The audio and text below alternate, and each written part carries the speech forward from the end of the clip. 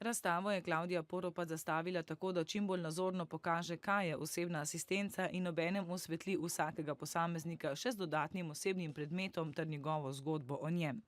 Zato je prva fotografija portret, z drugo pa predstavi osebno asistenco.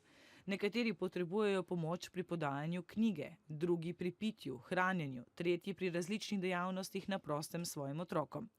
Med osebnimi predmeti se tako znajdejo kisle kumarice, ovčka, knjiga, note in tudi vabilo za prevzem stanovanja, ki prejemnici pomeni prelomnico v njenem življenju. Nazaj je dobila zasebnost in dostojanstvo, ki jo je težko ohranjala pri življenju v instituciji. Želijo živeti v svojem okolju, tako kot kdorkoli drugi. Želijo imeti družine, želijo se šolati, želijo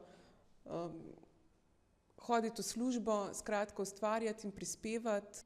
Osebna asistenca predstavlja vse, kar človek ne more storiti sam zaradi svojega hendikepa. Razstava nas zato spomni, kako samoumevno je za večino vstati, si natočiti kozarec vode in ga spiti. Tisti, ki tega ne zmorejo brez tuje pomoči, svojo žejo drugače gasijo. Ne pritisnejo na zvonca takrat, ko so žejni, ker še malo počakajo, ker so že poklicali pred 3 urami. Osebna asistenca je osnovna človekova pravica, vendar jo v Sloveniji imajo le tisti, ki so člani društva JHD.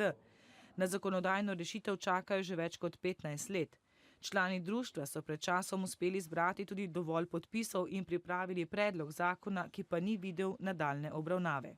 Komorkoli na cesti smo pri zbiranju podpisov razlagali, kaj osebna asistenca je in zakaj mora biti uzakonjena, je to razumel v 5 minutah. Medtem ko naši parlamentarci znova smo ostali na novih obljubah. Fotografije Klavdije Poropat so dokumentarne, družbeno angažirane. V svet portretirancev ni vstopila kot zunanja opazovalka, ampak kot del skupnosti. Je ena od ustanovnih članov društva JHD. Njena zavzetost je pristna in osebna, ne zunanja in modna.